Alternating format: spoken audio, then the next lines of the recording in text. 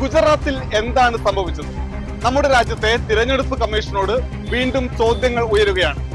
2019 തൊട്ട് മുൻപ് 10 രാഷ്ട്രീയ പാർട്ടികൾ ഗുജറാത്തിൽ രജിസ്റ്റർ ചെയ്യപ്പെടുന്നു. എല്ലാം കടലാസ് പാർട്ടികളാണ്.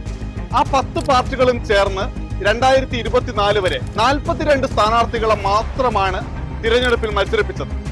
അവർക്ക് ആകെ ലഭിച്ചത് 54,000 വോട്ട് മാത്രം. പക്ഷേ അവർക്ക് ലഭിച്ച തുകയുടെ സംഭാവനയുടെ വലിപ്പമാണ് നമ്മളെ ഞെട്ടിപ്പിക്കുക.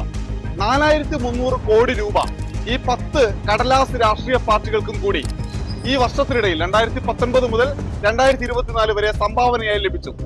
അതിൽ 3,500 കോടി രൂപയും തിരഞ്ഞെടുപ്പ് ആവശ്യങ്ങൾക്ക് വേണ്ടി ചിലവാക്കി എന്നാണ് അവർ തിരഞ്ഞെടുപ്പ് കമ്മീഷനെ അറിയിച്ചിട്ടുള്ളത്.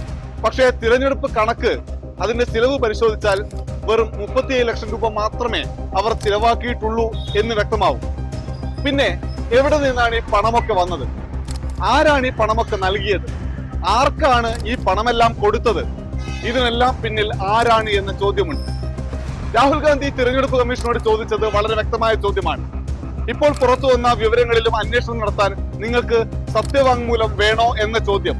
ഇതിലെന്താണ് സംഭവിച്ചതെന്ന് കണ്ടുപിടിക്കേണ്ടിയിരിക്കുന്നു.